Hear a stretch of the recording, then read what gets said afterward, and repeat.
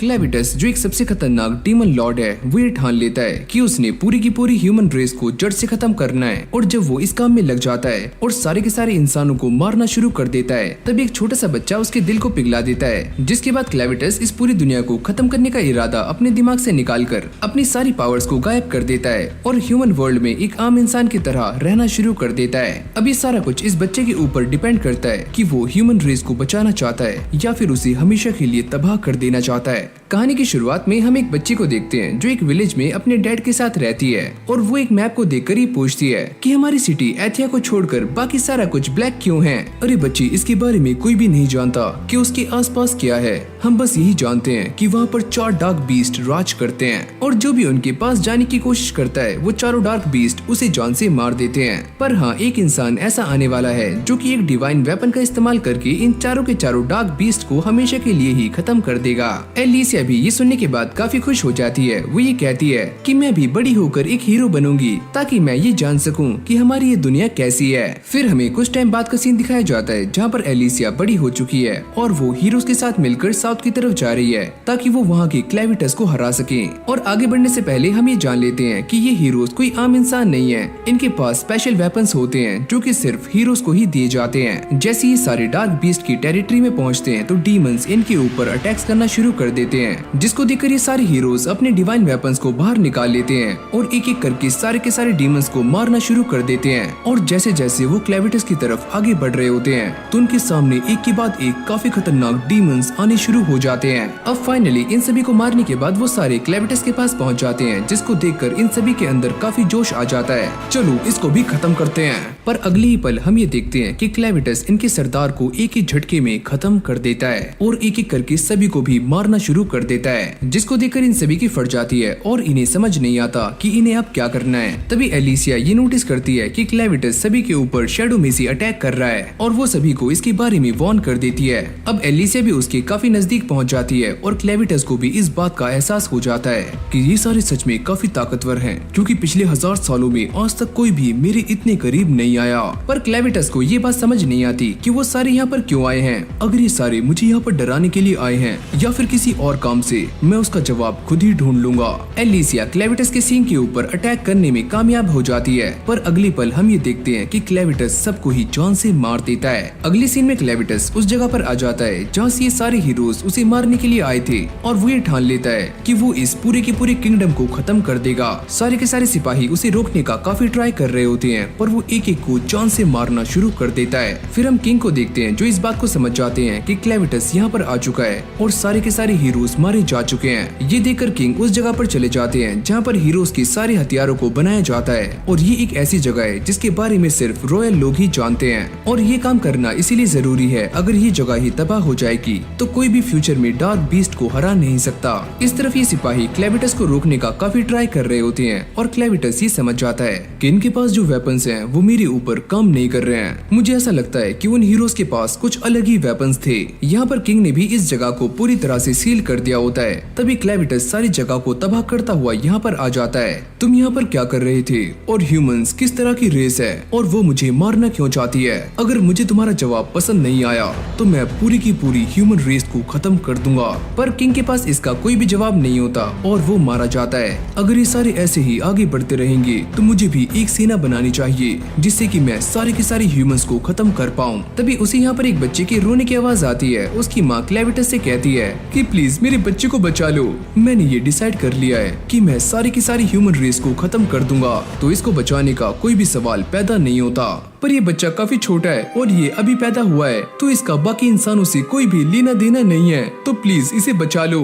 पर क्लेविटस इन बातों को मानने से साफ इनकार कर देता है और वो ये कहता है कि भले ही अभी ये छोटा है लेकिन बड़ा होकर ये मेरे खिलाफ जा सकता है और ऐसा भी हो सकता है कि ये आगे चलकर मुझे ही जान से मार दे। और हाँ, अगर तुम ये कह रही हो कि इस बच्चे की जान काफी इम्पोर्टेंट है तो मुझे ये प्रूफ करो। मैं इस बात को अभी प्रूफ नहीं कर सकती, लेकिन फ्यूचर में ये बच्चा इस बात को खुद ही प्रूफ कर देगा। ये बोलने के बाद उसकी माँ मारी जाती है। अब क्लेविटस ये डिसाइड करता है कि वो इस बच्चे को जिंदा रखेगा और उसे लेकर अपने साथ चला जाता है। जिसके बाद हमें इस लैंड के बारे में बताया जाता है जहाँ पर 5 अलग अलग तरह की ह्यूमन रेसेस रहती हैं और ये सारे ही एक दूसरे से काफी अलग हैं। यहाँ तक कि कुछ ऐसे भी हैं जो कि पानी में रहते हैं और किसी से भी मिलना पसंद नहीं करते और कुछ तो फॉरेस्ट में। और आखिर में एक ऐसी रेस आती है जिनका नाम है हाइडेनियंस और ये काफी प्राचीन है और साथ में मिस्टीरियस भी। ये रेस एक ऐसी चीज के बारे में जानती है जिससे बाकी लोग अनजान है और वो है आर्कनाइट से वेपन्स बनाना। फिर हमें दोबारा से लूना आइलैंड को दिखाया जाता है जहाँ पर क्लेविटस इस बच्चे को लेकर आ जाता है। ये बच्चा काफी ज्यादा रो रहा होता है क्योंकि ये काफी भूखा है।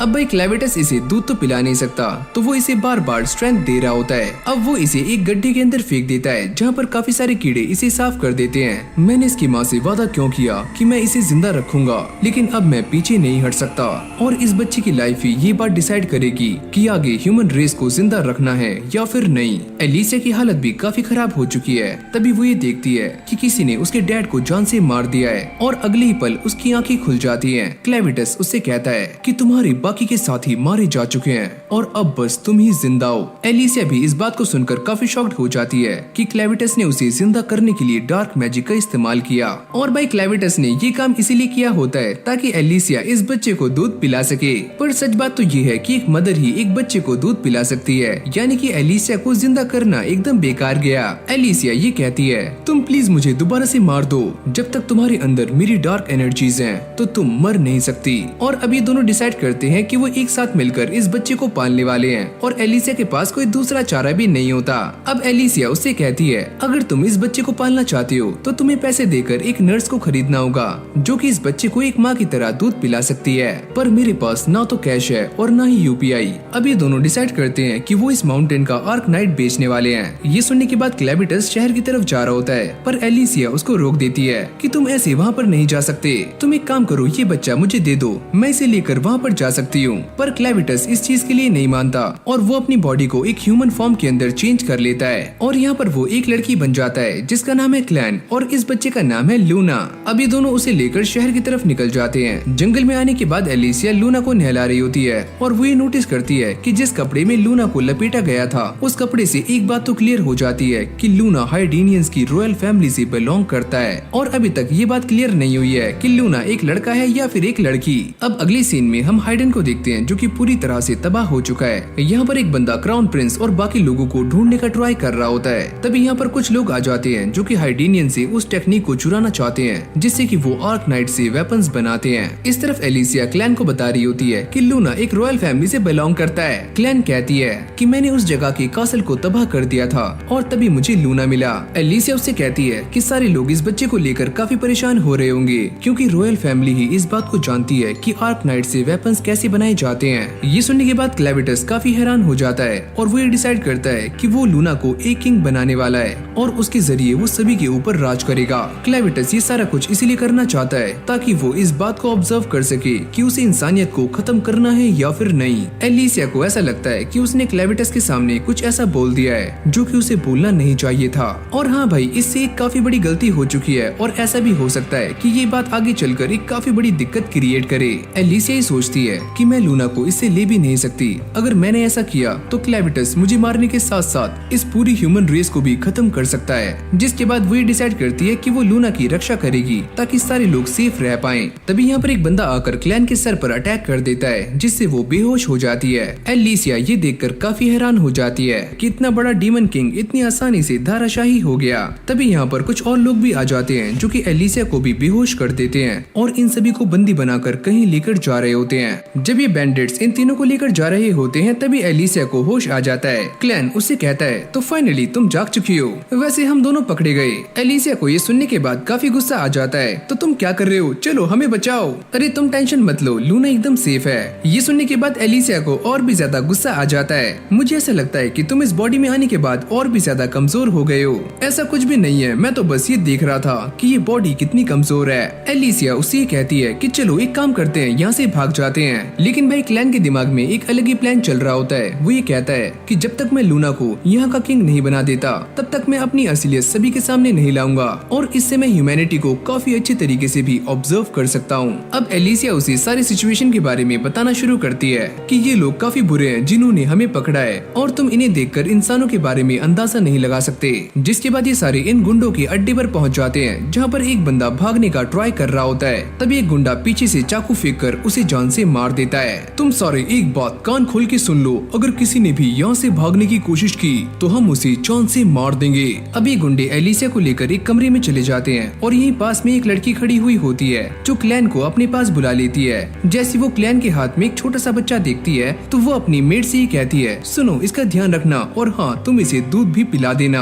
इस तरफ ये गुंडे एलिसिया को लेकर एक बंदे के पास आ जाते हैं जिसका नाम है रोको और वो ये कहता है कि तुम सारे मुझे अपना बॉस कहो, पर ये बंदे ऐसा करने से मना कर रहे होते हैं। तभी ये अपने गुलाम बैटी को बाहर निकालता है और इन दोनों को डराना शुरू कर देता है, जिससे इन दोनों की काफी ज्यादा फट जाती है। एलिसिया को देखकर रोको ये कहता है, अरे ओए लड़की, शायद से तुम इन आर्क नाइट्स को लूना माउंटेन से यहाँ पर लेकर आई हो। यहाँ तक कि मैंने ये भी सुना है कि वहाँ के राजा ने अपने कुछ हीरोज को उस जगह पर भेजा था जिसमें एक लड़की भी थी। और ये बैटी जिसको देखकर सभी की फट जाती है, उसके सामने भी तुम काफी आराम से खड़ी हो, इसका मतलब तुम एक हीरो हो। यहाँ तक कि वो ये भी जानता है कि क्लेविटस ने उनके किंगडम पर अटैक कर दिया है और उसे पूरी तरह से तबाह कर दिया है। अब वो एलिसिया को डराने के लिए एक रेड कलर की ब्लेड का इस्तेमाल कर रहा होता है जो कि बिल्कुल हीरोज के वेपन की तरह है, और जो भी इस हथियार को छूता है वो सच में काफी ताकतवर बन जाता है। अब वो हंसते हुए ये कहता है कि मेरे पास ये जो स्वॉर्ड है वो एकदम नकली है, क्योंकि मैं भी इस बात को जानता हूँ सिर्फ हाइडेनियंस ही आर्क नाइट से वेपन्स बना सकते हैं, लेकिन फिर भी काफी लोग ऐसे हैं जो इन वेपन्स को खरीदने के लिए एकदम तैयार रहते हैं, और यहाँ तक कि हाइडेनियंस का कासल भी तबाह हो चुका है। तो मैं ये सोच रहा हूँ कि मैं इन नकली वेपन्स को बेचकर काफी मोटा पैसा कमाऊं।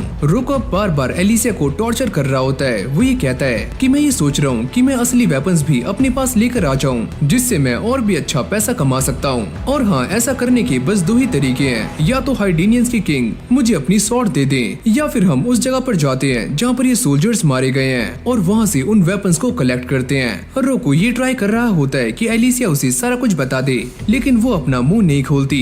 रोको अपने साथियों से कहता है कि ये काम मैं तुम्हारे ऊपर सौंपता हूँ कि तुम इससे सारा कुछ बाहर निकलवाओ, और वो भी खुश होकर उसे लेकर यहाँ से निकल जाते हैं। अगली सीन में हम क्लैन को देखते हैं जो एक डार्क वर्ल्ड का किंग है, लेकिन वो यहाँ पर वेटरों वाले काम कर रहा होता है। अरे ओए छोटू, दो चाय लेकर आ, और वो इन सभी को काफी अच्छे से सर्व भी कर रहा होता है। क्लैन यहाँ पर इतना शांत इसलिए होता है क्योंकि लूना को मिल्क मिल चुका है और इसलिए वो अपने सारे काम काफी आराम से कर रहा होता है। पर इस जगह की मालकिन को क्लैन के ऊपर शक होना शुरू हो जाता है। वो ये देखती है कि क्लैन के सर पर एक सींग है जिससे कि वो ओगर की तरह लग रहा है, पर उसकी आंखें और उसके बाल काफी अलग हैं। पर तभी अचानक यहाँ पर कुछ गुंडे नल को परेशान करना शुरू कर देते हैं और उसे घसीटकर यहाँ से ले जाते हैं और काफी बुरी तरह से मार रहे होते हैं। ये बात क्लैन को बिल्कुल भी पसंद नहीं आती और उसे काफी गुस्सा आ जाता है, जिस वजह से वो इन दोनों बंदों को चांद से मार देता है। नल ये देखकर काफी शॉक्ड हो जाती है कि क्लैन ने ऐसा क्यों किया।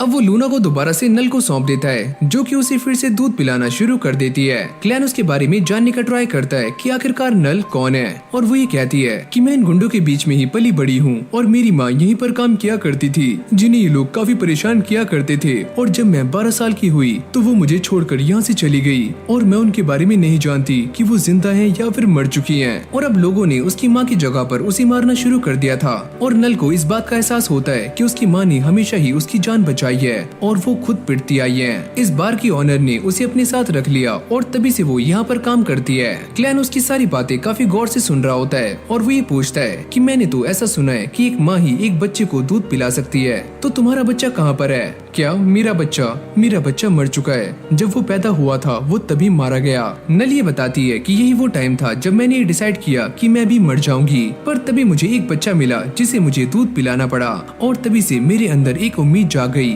वो ये कहती है तो इसलिए जब भी यहाँ पर कोई बच्चा आता है तो मैं उसे दूध पिला देती हूँ, क्योंकि मैं अपनी लाइफ को सही से जी नहीं पाई, पर ये बच्चे तो जी सकते हैं। जब क्लैन उसकी ये सारी बातें सुनता है तो वो भी काफी इमोशनल हो जाता है और वो ये डिसाइड करता है कि वो नल को लेकर अपने साथ जाएगा, और वो ये कहता है क्या तुम मेरे साथ चलने के लिए तैयार हो? लेकिन नल उसके साथ जाने से मना कर देती है। वो ये कहती है कि मैं तुम्हारे साथ नहीं जा सकती, क्योंकि यहाँ पर काफी सारे बच्चे आते हैं जिन्हें मुझे दूध पिलाना पड़ता है। फिर हमें दोबारा से उन्हीं गुंडों को दिखाया जाता है जो कि एलिसिया को लेकर एक जगह पर जा रहे होते हैं। एलिसिया को इस बात का अंदाजा हो जाता है कि जिस जगह पर वो है ये एक पुरानी आर्क नाइट माइन है। यहीं पर कुछ गुंडे और भी खड़े होते हैं जो कि एक बंदे को पानी के अंदर भेज रहे होते हैं और इस बंदे की काफी ज्यादा फट रही होती है। वो ये कहते हैं अगर तुम इस पानी के अंदर से उन वेपन्स को बाहर ले आए तो हम तुम्हें आजाद कर देंगे।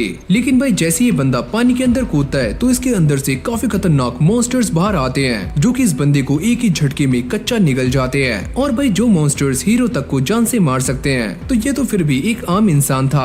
एलिसिया इन मॉन्स्टर्स को देखकर ये समझ जाती है कि ये तो पानी के डार्क बीस्ट हैं जो कि सच में काफी खतरनाक होते हैं। और ये डार्क बीस्ट आज से 300 साल पहले फ्लड में यहाँ पर आए थे और यही वो वजह थी जिससे इस माइन को बंद कर दिया गया था। और ये वाटर बीस्ट इतने ज्यादा खतरनाक है कि उस टाइम का सबसे स्ट्रॉन्ग हीरो भी इनके सामने टिक नहीं पाया था। एलिसिया इन सारे गुंडों के सामने उस हीरो के बारे में बताना शुरू करती है। वो ये कहती है कि वो हीरो जिस शॉट का इस्तेमाल करता था उससे वो पानी को भी स्प्लिट कर सकता था और मैं ये जानती हूँ कि तुम उसी शॉट को लेने के लिए यहाँ पर आए हो। ओह अच्छा, तो तुम ये सारी कहानी पहले से ही जानती हो, तो इसका मतलब तुम्हारे वेपन का भी एक नाम होगा।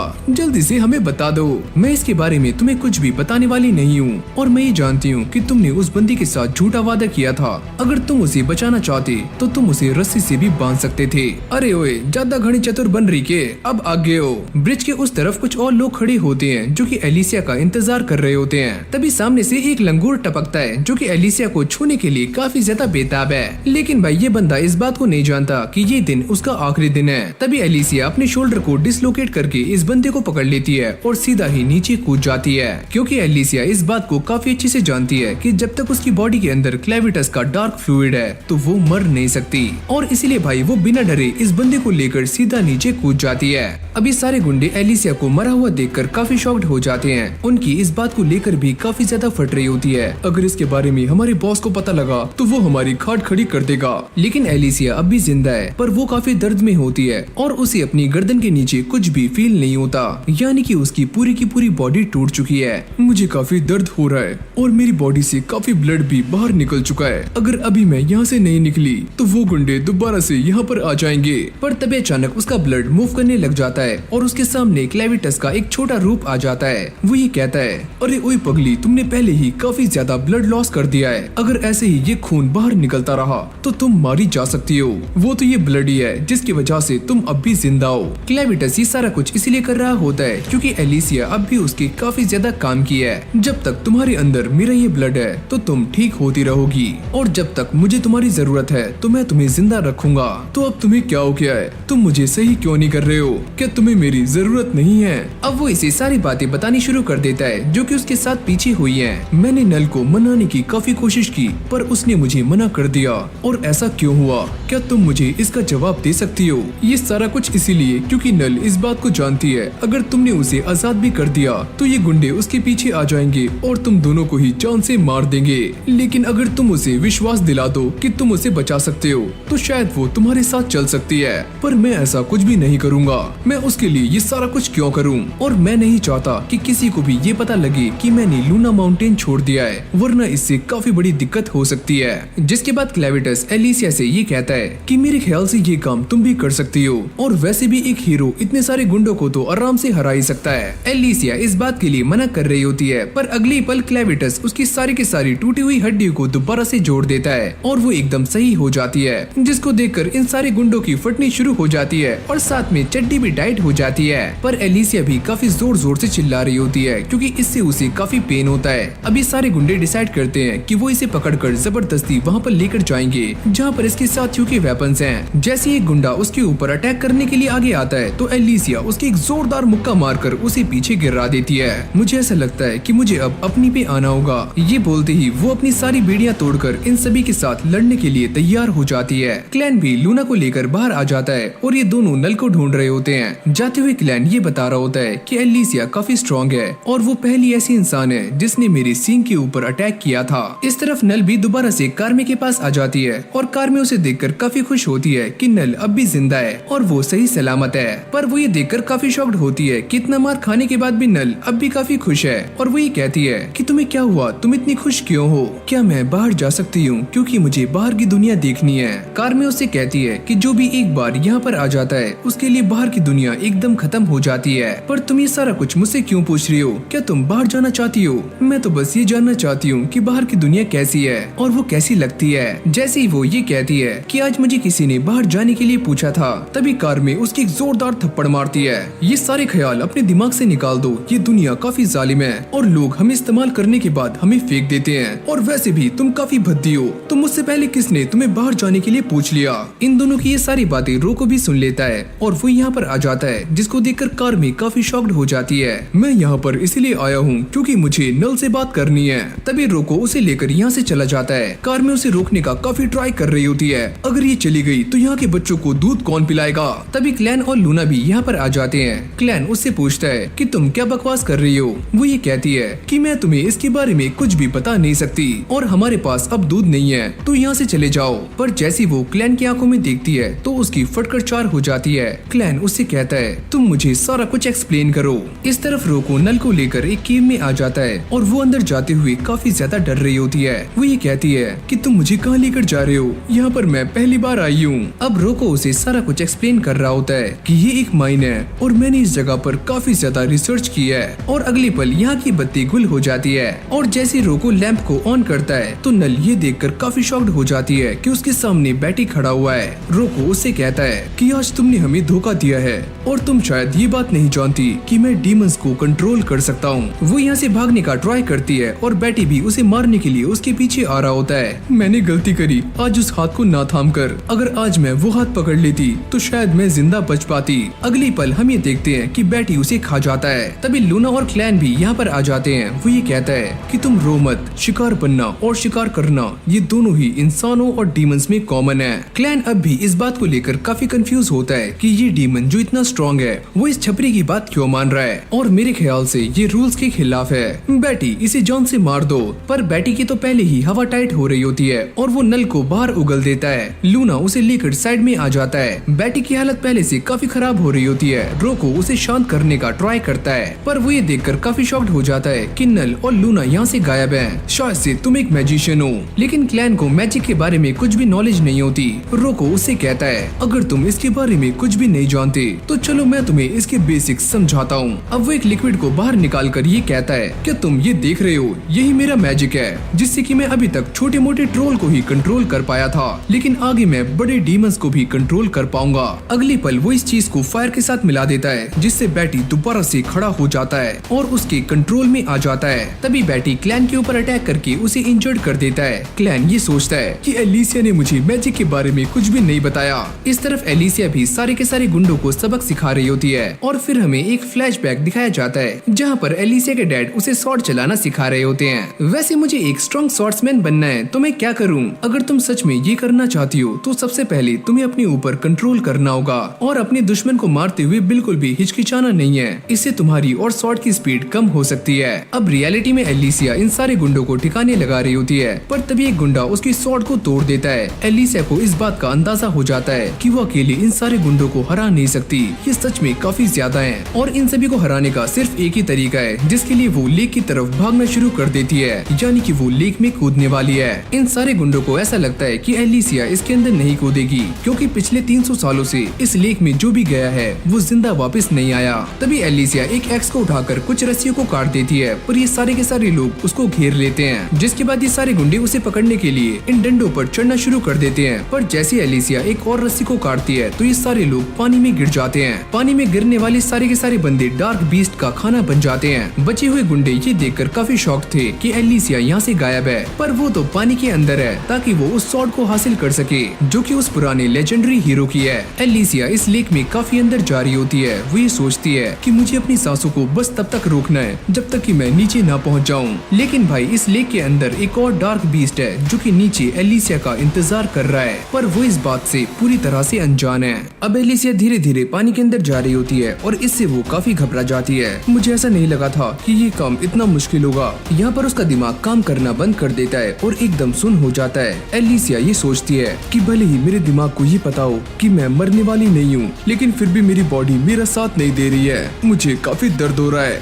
अब जैसी वो किसी चीज से टकराती है तो उसे ऐसा लगता है कि वो नीचे पहुंच चुकी है और उसे यहाँ पर हीरो की स्वॉर्ड भी चमकती हुई नजर आती है। वो अपनी पूरी ताकत लगाकर इस स्वॉर्ड की तरफ बढ़ने का ट्राई करती है क्योंकि वो ये जानती है कि अगर उसने एक बार इस स्वॉर्ड को पा लिया तो उसकी फिजिकल स्ट्रेंथ दोबारा से एनहेंस हो जाएगी और वो यहाँ से आसानी से बाहर निकल सकती है। पर जैसी वो इस स्वॉर्ड को छूने वाली होती है तभी ये मॉन्स्टर उसके सामने आ जाता है, जिसको देखकर एलिसिया की काफी ज्यादा फट जाती है। लेकिन एलिसिया ने इस स्वॉर्ड को हासिल कर लिया है, पर ये मॉन्स्टर उस स्वॉर्ड के साथ ही एलिसिया को अपने मुंह के अंदर खींच लेता है। तभी उसे अपने डैड की बात याद आती है कि एलिसिया तुम सच में काफी स्ट्रॉन्ग हो। जिसके बाद वो इस बीस्ट के मुंह से बाहर निकल निकल जाती है और ऊपर जाने का ट्राई कर रही होती है। वो ये सोचती है कि ये बीस्ट इस पानी में काफी ज्यादा स्ट्रॉन्ग है और यही वो रीजन होगा कि वो हीरो यहाँ पर हारा है, क्योंकि इस बीस्ट को देखकर ऐसा नहीं लगता कि ये इस दुनिया का है। और भाई ये डार्क बीस्ट हजारों सालों तक जिंदा रह सकते हैं और न जाने कितने 100 सालों तक सोते हैं। एलिसिया ये सोचती है कि पक्का किसी ने यहाँ पर माइनिंग करके इस वाटर बीस्ट को जगाया है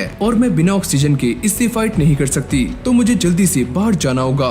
एलिसिया अपने सामने आने वाले सारे के सारे वाटर बीस्ट को काटते हुए बाहर आ जाती है, लेकिन फाइनली ये वाटर बीस्ट भी बाहर आ चुका है, जिसको देखकर ये सारे लोग डर जाते हैं क्योंकि ये सच में काफी ज्यादा बड़ा है। जिसके बाद ये बीस्ट सभी को मारना शुरू कर देता है। एलिसिया उसके टेंटिकल्स को काटना शुरू करती है, पर वो ये समझ जाती है कि वो अकेले इस बीस्ट को हरा नहीं सकती। इन सारे गुंडों की हालत काफी खराब हो जाती है। प्लीज एलिसिया हमारी हेल्प करो, तुम एक हीरो हो तो प्लीज हमें बचा लो। ओ अच्छा, अब आए ना लाइन पे, लेकिन मैं तुम्हारी हेल्प नहीं कर सकती। मैं यहाँ से जा रही हूँ और मैं जिसके अंडर काम कर रही हूँ वो इससे भी ज्यादा खतरनाक है। उसके जाते ही ये सारे गुंडे मारे जाते हैं। एलिसिया इस बीस्ट को देखकर ये कह रही होती है कि भले ही मैं इसे मारना चाहती हूँ, लेकिन मैं इससे ज्यादा कुछ भी नहीं कर सकती। क्लैन को भी इस बात का एहसास हो जाता है कि एलिसिया ने अपना काम कर दिया है, यानी कि उन सारे के सारे गुंडों को ठिकाने लगा दिया है। तुम जानते थे ना कि मैं किससे फाइट कर रही हूँ, लेकिन फिर भी तुमने मेरी हेल्प क्यों नहीं की? मुझे माफ करना कि मैं तुम्हारी हेल्प नहीं कर पाया, लेकिन इस वक्त मैं भी काफी दिक्कत में हूँ। मेरे सामने एक ऐसी टेक्निक आ चुकी है जिसके बारे में मैं कुछ भी नहीं जानता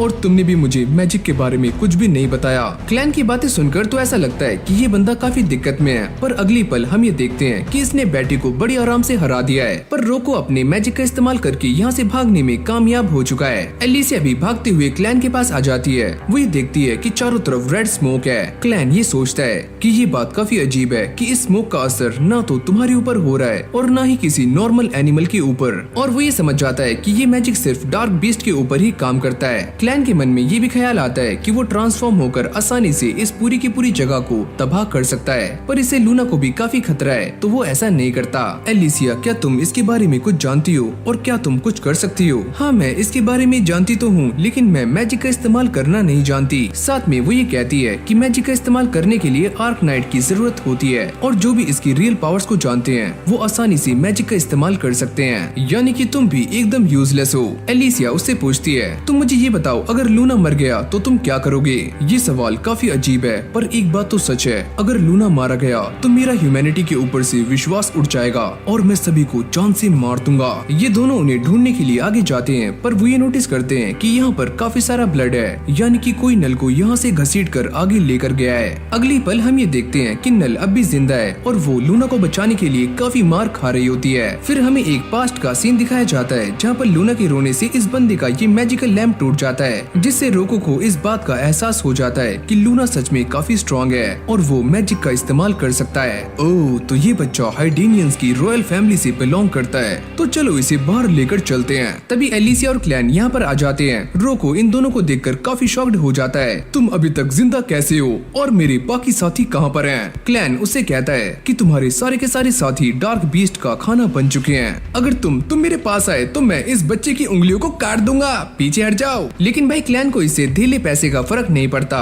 और वो इसे मारने के लिए आगे जा रहा होता है। एलिसिया उसको रोक देती है। देखो, मैं हाइडेनियंस की इस सॉर्ड को बाहर लेकर आ चुकी हूँ। अगर तुम्हें ये सॉर्ड चाहिए तो तुम इसे दीवार से निकाल सकते हो, पर इसे बाहर निकालने के लिए तुम्हें अपने दोनों हाथों का इस्तेमाल करना होगा।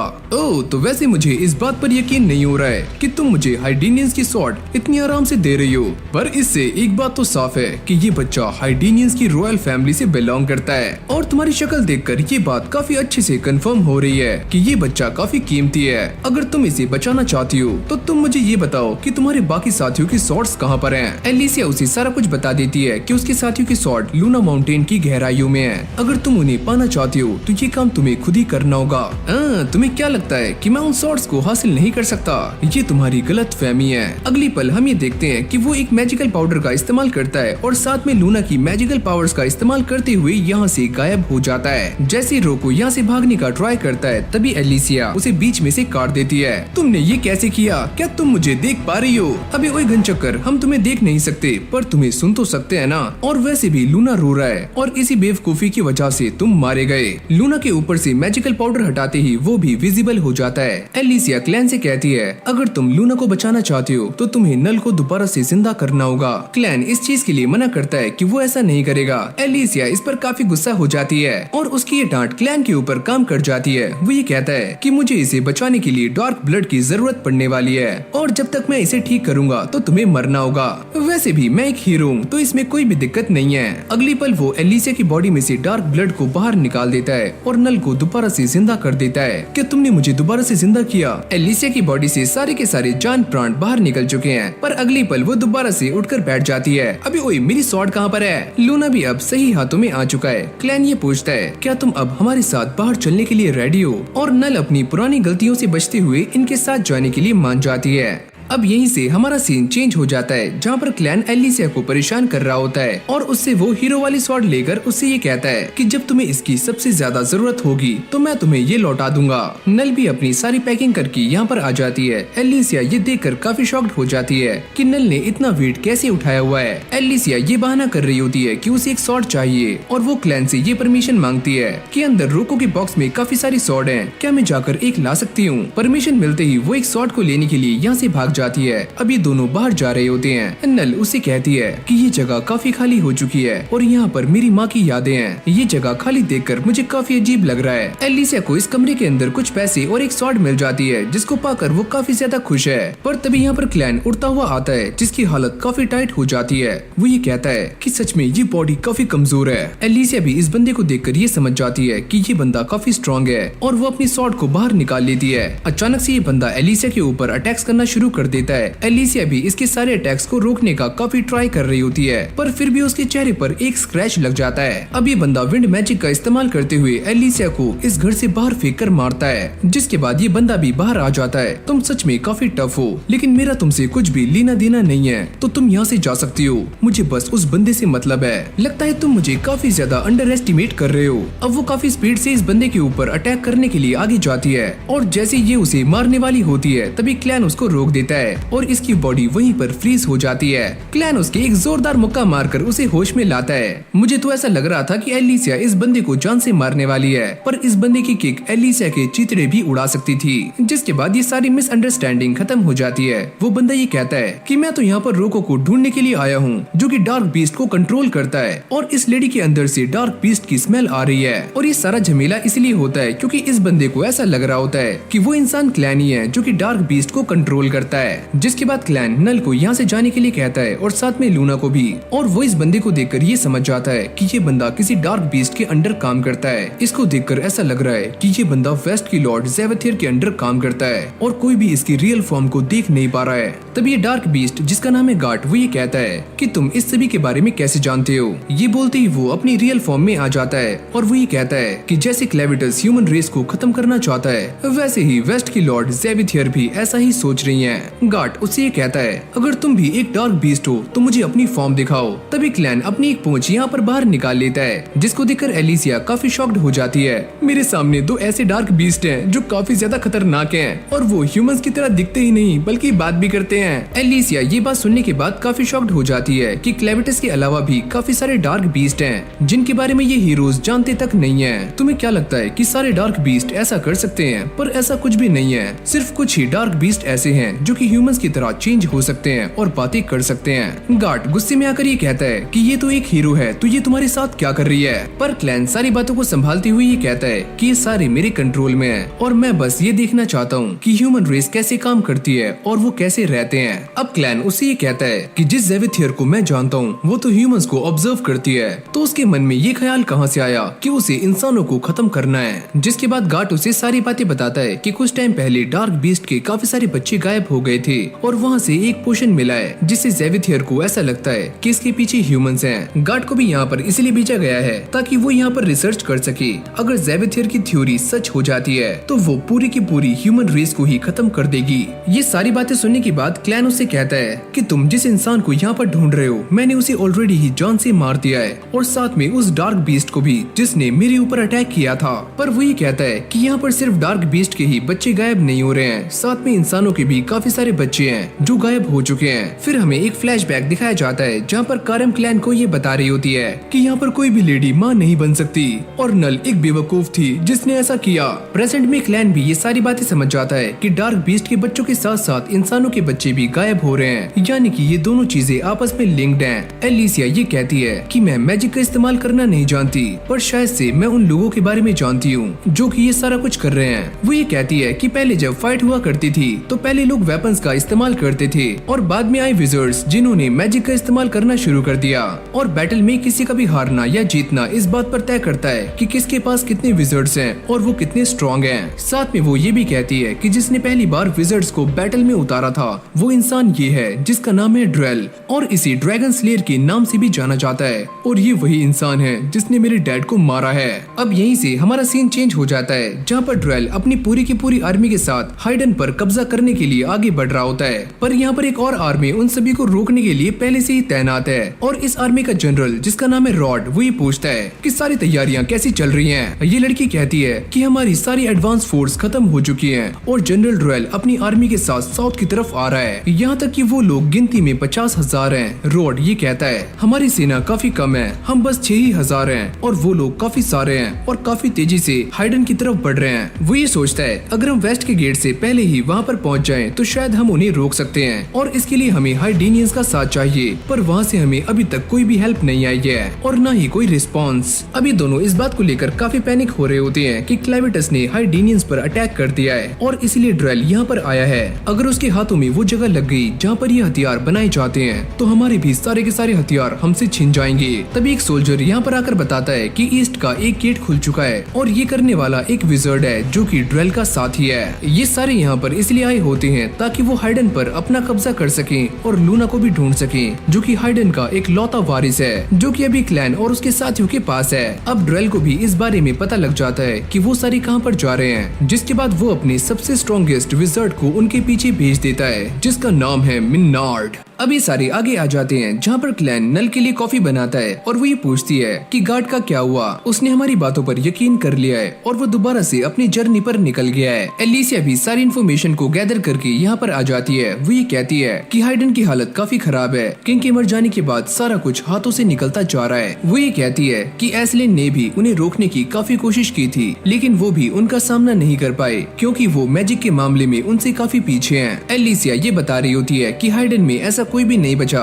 जो कि उस जगह को ऑपरेट कर सके जहाँ से वेपन्स बनाए जाते हैं। इसका रीजन एकदम साफ है कि वहाँ के किंग ने अपने किंगडम के अंदर मैजिक को बैन किया हुआ है, इसलिए वहाँ पर कोई भी विजर्ड नहीं है। अब इन सारी टेंशनों को साइड में रखते हुए ये सारे कॉफी को एंजॉय करते हैं। नल भी लूना को अपने साथ ले जाती है ताकि वो उसे दूध पिला सके, जिसके बाद एलिसिया नल की तारीफें कर रही होती है। पर क्लैन को ऐसा लगता है कि इन दोनों के बीच में कोई न कोई खिचड़ी बन रही है और वो ये कहता है कि मुझे ऐसा लगता है कि तुम उसे पसंद करती हो और मेरे ख्याल से तुम उसकी तरफ अट्रैक्ट भी हो रही हो। ये सुनने के बाद एलिसिया काफी शॉक्ड हो जाती है। वो ये कहती है कि मेरा ऐसा कोई भी इरादा नहीं है, तुम्हें गलत लग रहा है। एलिसिया उससे ये कहती है कि तुम ये चाहते हो ना कि लूना किंग बने, लेकिन अभी जैसे हालात हैं उसे देखकर ऐसा नहीं लगता कि आगे ऐसा हो पाएगा। वो ये कहती है कि बोरिटो ने हाइडन को उड़ाने की पूरी प्लानिंग कर ली है। क्लैन ये कहता है अगर ऐसा हो भी गया तो मेरे प्लान में कोई भी चेंज नहीं आएगा, लेकिन वो क्लैन को समझाने की काफी कोशिशें कर रही होती है। अगर एक बार उन्होंने हाइडन पर अपना कब्जा कर लिया और लूना को ढूंढ लिया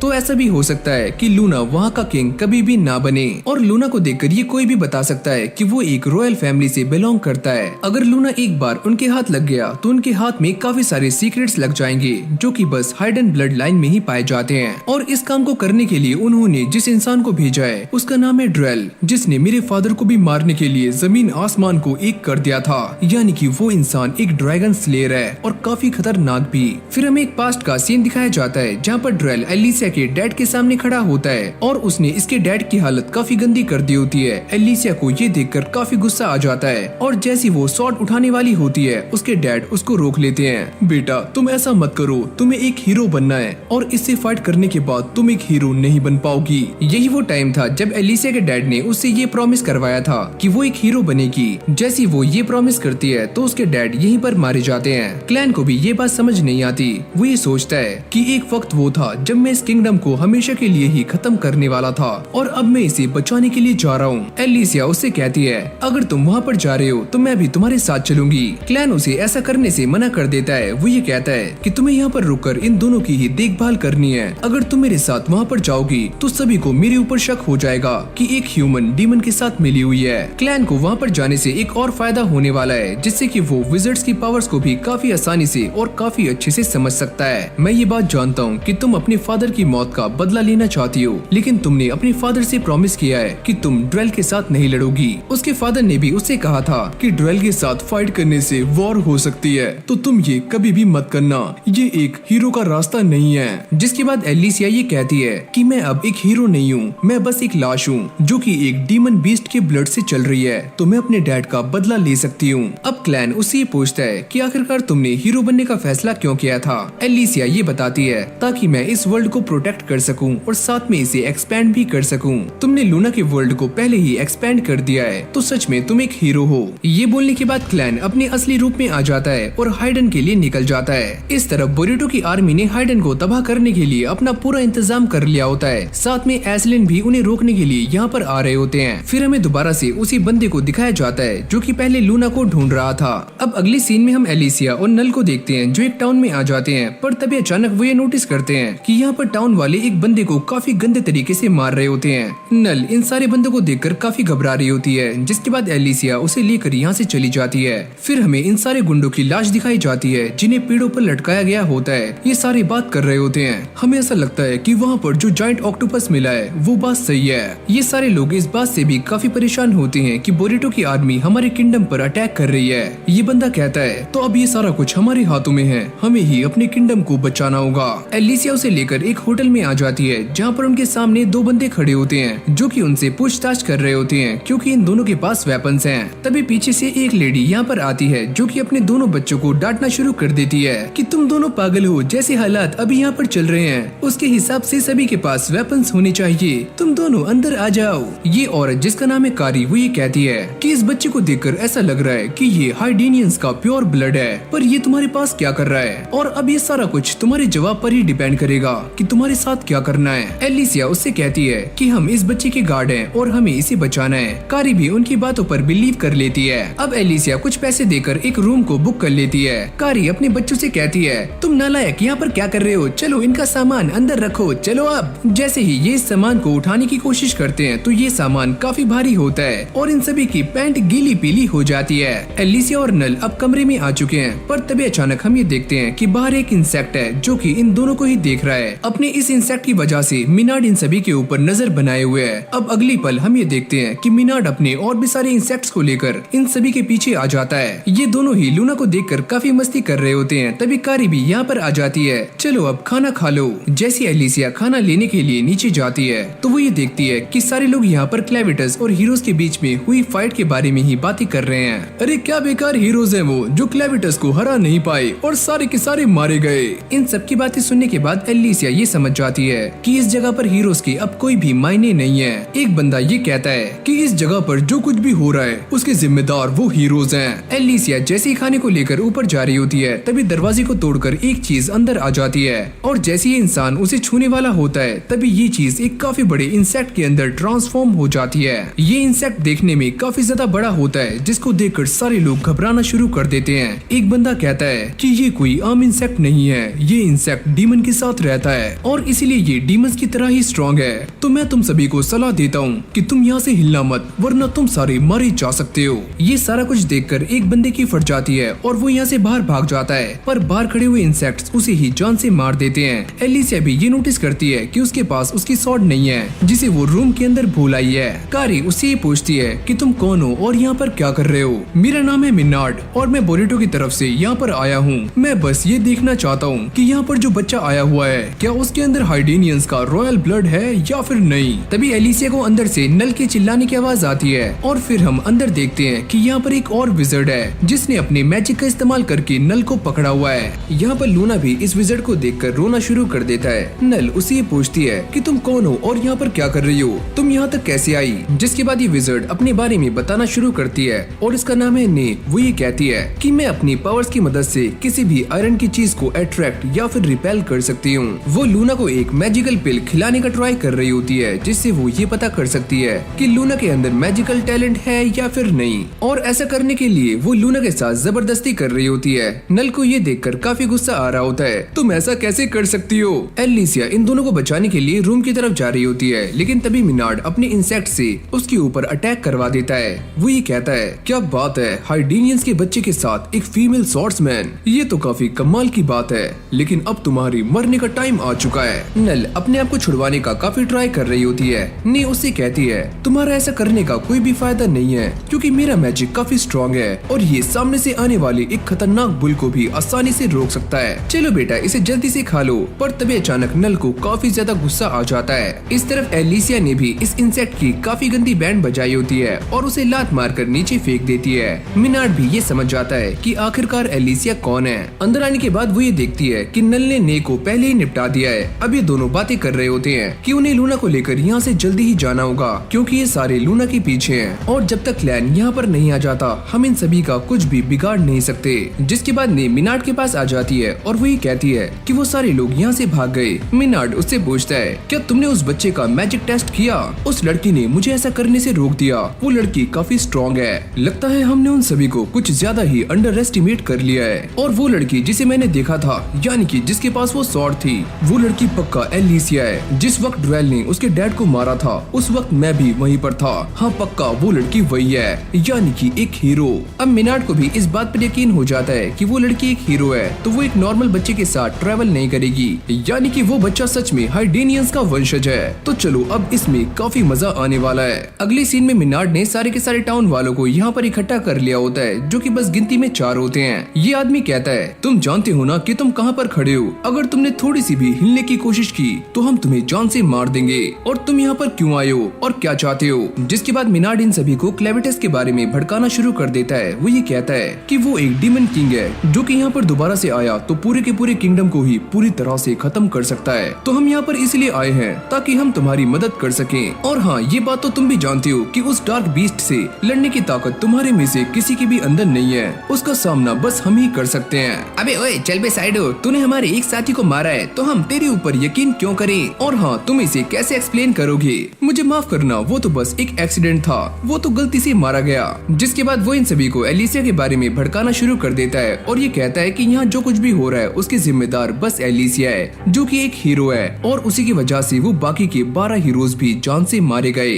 ड्वेल भी अपनी आर्मी के साथ एक रिवर को क्रॉस कर रहा होता है। तभी उसे इस बात का अंदाजा हो जाता है कि सामने एक और आर्मी है जो कि उनसे लड़ने के लिए एकदम तैयार खड़ी हुई है। तभी यहाँ पर रॉड की एंट्री हो जाती है, जो कि अपने स्पीयर का इस्तेमाल करके इस पूरी की पूरी लेक को ही एक ही झटके में बर्फ में तब्दील कर देता है। रॉड के इस प्लान की वजह से उनकी 6000 की आर्मी ड्वेल की आर्मी के ऊपर काफी ज्यादा भारी पड़ रही होती है और एक एक करके उन्हें मारना शुरू कर देती है। ड्वेल भी ये देखकर समझ जाता है कि रॉड के पास जो स्पीयर है उसका नाम है फ्रॉस्ट फ्लावर, जिसका इस्तेमाल करके एक हीरो ने एक बार पूरी की पूरी डार्क आर्मी को ही खत्म कर दिया था। पर तुम्हें देखकर ऐसा नहीं लगता कि तुमने अभी तक इस स्पीयर की पावर को मास्टर किया है। तुम्हारे पास अलग अलग विजर्ड्स हैं जिन्होंने इस लेक के टेम्परेचर को पहले ही डाउन कर दिया था, जिससे तुम इसे आसानी से जमा पाए, क्यों है ना? ये सुनते ही रॉड उसके ऊपर अटैक कर देता है, पर ड्रेल उसे बड़ी आराम से रोक लेता है, क्योंकि ये इंसान भी कोई पानी कम चाय नहीं है। वो दोबारा से अपने स्पीयर का इस्तेमाल करके इसके घोड़े को जमा देता है। अब ड्रेल भी मैदान में आ गया था और इन दोनों के बीच में फाइट होनी शुरू हो जाती है। ये फाइट देखने में काफी इंटरेस्टिंग लग रही होती है, क्योंकि ये दोनों ही अपनी पूरी पावर्स का इस्तेमाल कर रहे होते हैं। तभी ड्रेल अपनी पावर्स का इस्तेमाल करके यहाँ पर एक पंजे को समन करता है, जिससे वो रॉड के ऊपर अटैक करता है और उसे काफी इंजर्ड कर देता है। ये देखकर एस्लिन की आर्मी जैसे ही रॉड को बचाने के लिए सामने से आ रही होती है, तभी ड्रेल अपनी पावर्स का इस्तेमाल करते हुए अपनी आर्मी के साथ साथ उन सभी को भी मौत के घाट उतार देता है। ये सारे लोग काफी कमजोर हैं और इसीलिए ये सारे मारे गए। इन सभी को इस दुनिया की उस पार जाने का कोई भी हक नहीं है।